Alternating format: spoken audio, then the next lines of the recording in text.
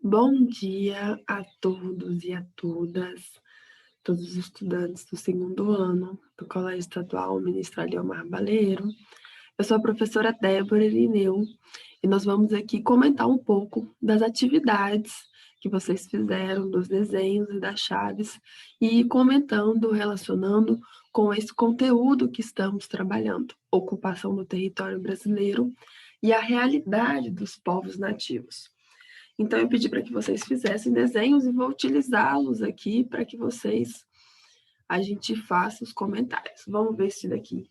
Meu Deus, será que estou nas terras das Índias? Cadê as especiarias? Oh, meu senhor, essa terra já está ocupada. Esse daqui mostra o contexto da chegada, o que levou os portugueses a chegarem no Brasil, o que hoje é conhecido como Brasil. Naquela época ainda não.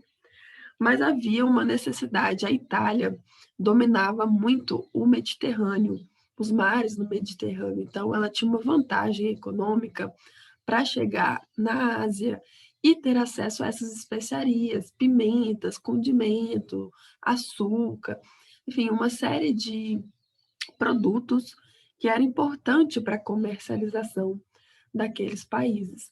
Eram países recém-formados. Esse contexto aqui significa o fim do feudalismo e a consolidação dos estados nacionais.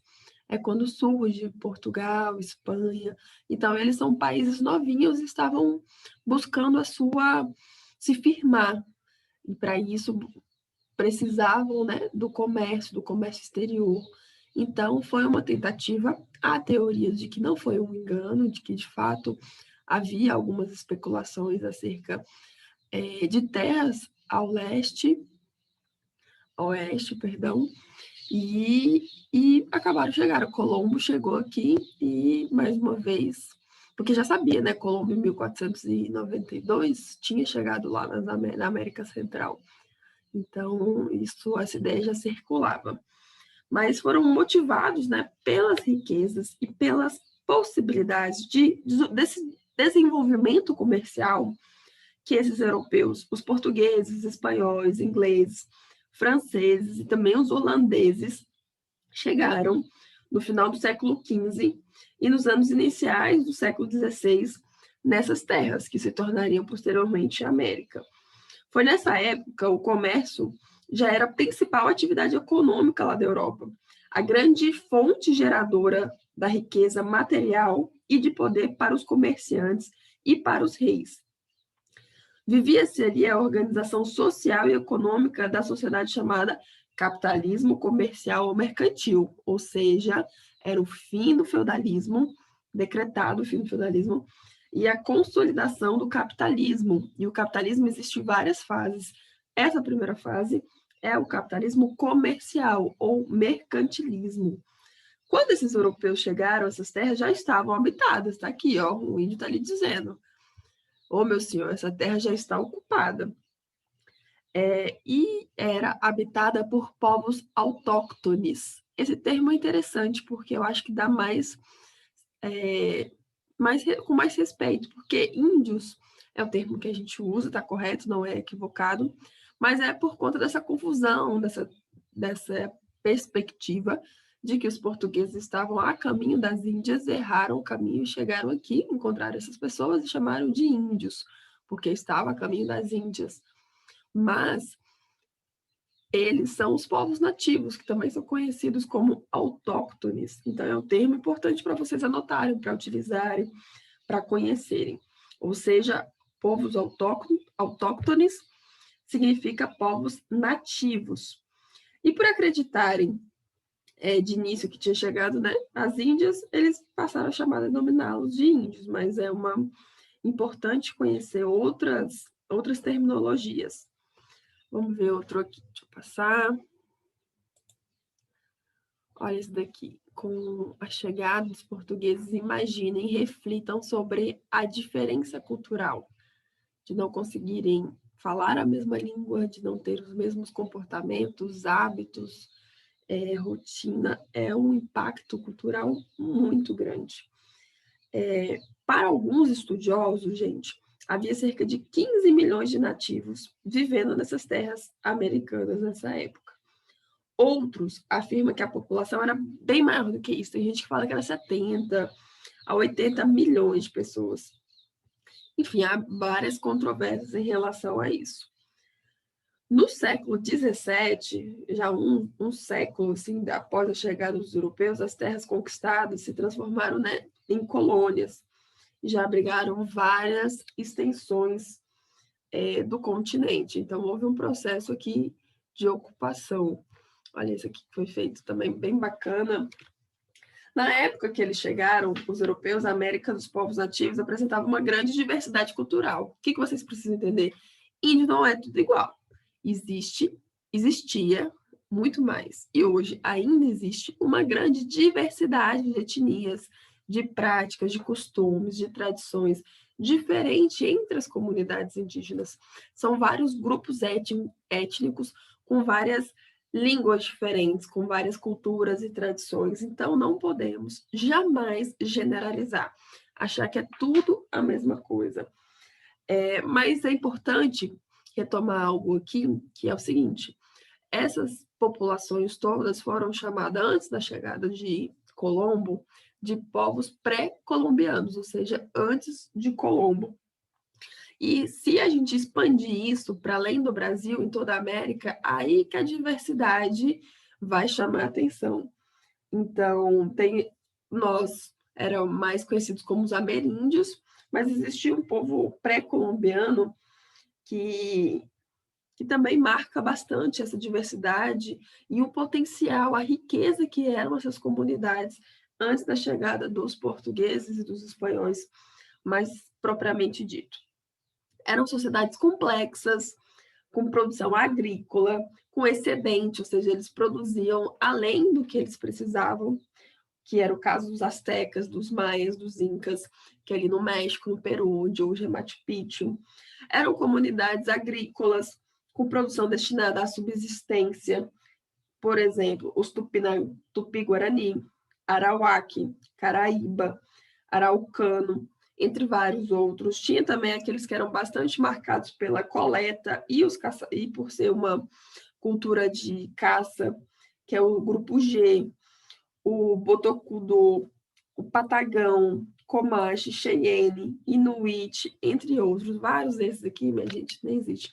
Inclusive, esse G é importante tronco linguístico, né? Existem dois grandes troncos linguísticos aqui no Brasil, os Tupi e os Macro-G. Então, é uma importante referência. E essa charge, mostra um pouco, né, dessa cultura, dessas práticas de caça, de domesticação de animais, a coleta, a vida em ocas, uma organização espacial diferente das cidades que já surgiam significativamente na Europa. E aqui traz elementos importantes, dá para a gente perceber a diferença das vestimentas, na técnica, né, capacidade aqui de produzir já as caravelas, os navios.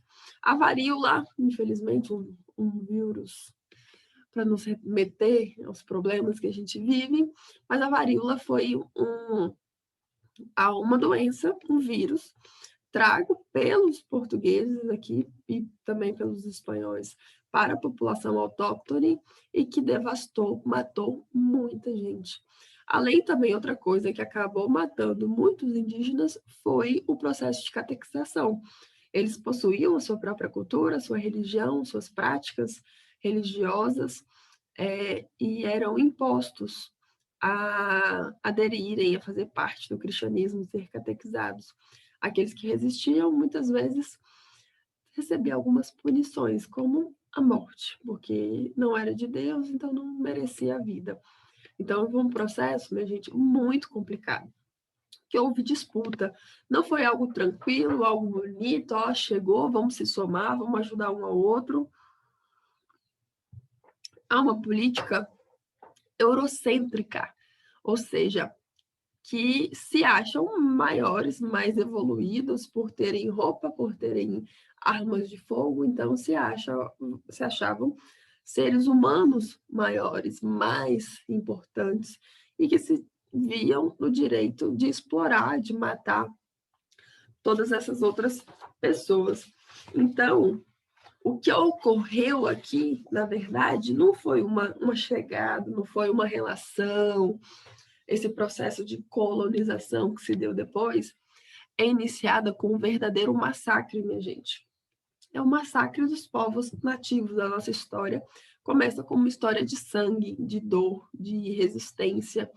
E eu acho que aquele podcast que eu postei no tópico Conhecendo o Tema é muito interessante e é importante que vocês ouçam para conhecer um pouco mais dessa perspectiva, né?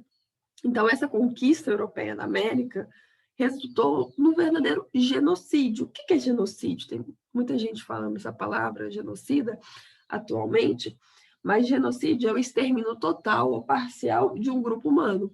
Então, se você quer eliminar aquelas pessoas, você vai adotar práticas que contribuam para a eliminação dessa população.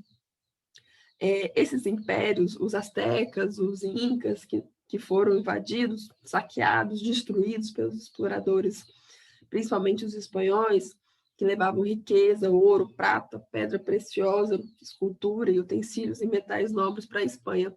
Então, eles procuravam muito ouro. Com essa turma, com os maias, os astecas, desde o começo foi muita rivalidade.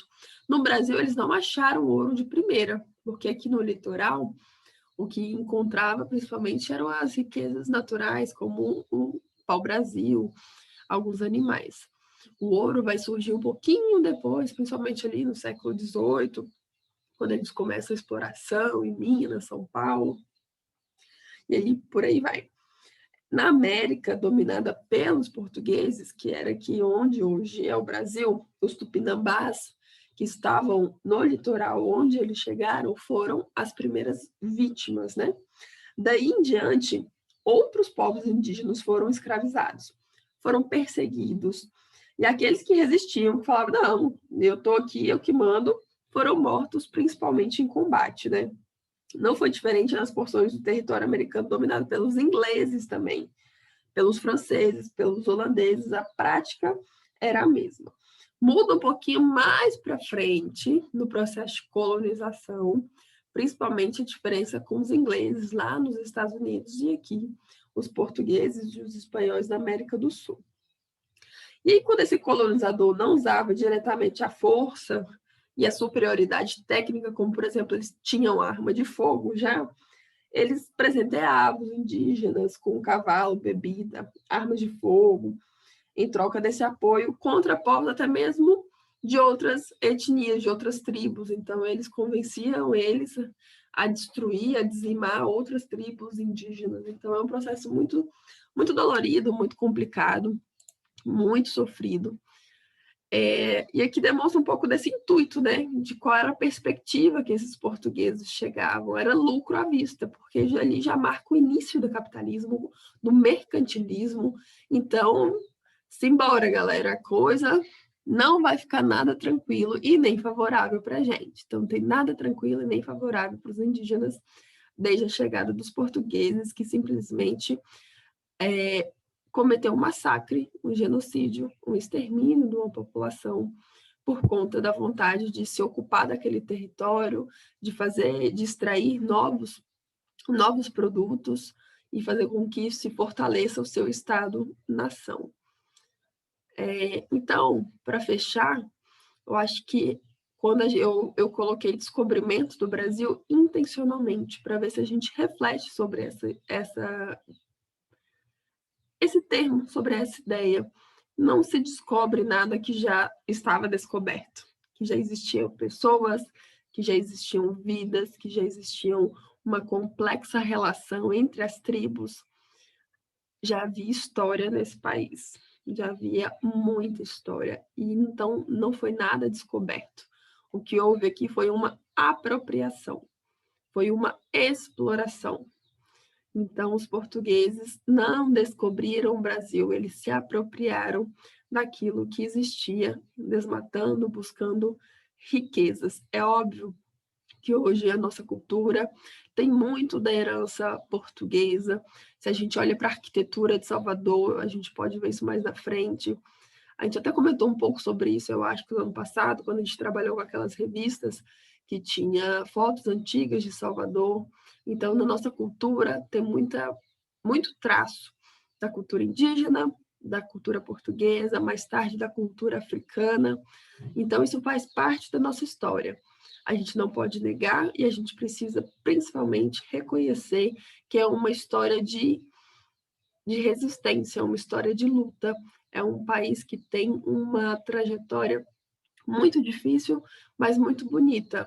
Apesar de sangrenta, é preciso valorizar aqueles que lutaram pela sua terra, né? Desde sempre. Então, gente, para a gente trabalhar um pouquinho, vamos fazer 2 exercícios. Primeira coisa, vocês vão ler o texto 1 e o texto 2, que estão nas páginas de 2 a 4 do caderno de aprendizagem de geografia, que já está lá postado no Google Classroom. Depois, vocês vão resolver as atividades da trilha, respondendo a questão de 1 a 4 no caderno. 4 questõezinhas que estão lá, referente aos textos 1 e 2 e a tudo aquilo que a gente está dizendo aqui. Depois, valendo notinha, vocês vão fazer uma pesquisa. Vocês vão fazer uma investigação, procurar na internet, nos jornais, sobre qual que é a situação das populações indígenas no Brasil hoje, durante a pandemia. O que está acontecendo nas aldeias? Como que está essa relação, esse cuidado por conta da pandemia que a gente vive? E qual é a relação disso com o processo de colonização do Brasil? A política que o governo adota, a relação que a população estabelece com os indígenas, tem alguma sequela, alguma consequência desse modo em que os índios foram tratados desde o começo da nossa história? Existe alguma relação? Para você, qual é a relação? Então, conte para mim, não precisa ser algo extenso, também nem tão pequeno, mas busque informações confiáveis, não caia em fake news e traga aqui para a gente qual é a situação da população indígena durante a pandemia e por que isso, em certa medida, pode se relacionar com tudo isso que a gente viu nas últimas aulas. Então é isso, fiquem em casa, se cuidem. Beijo grande da professora Débora.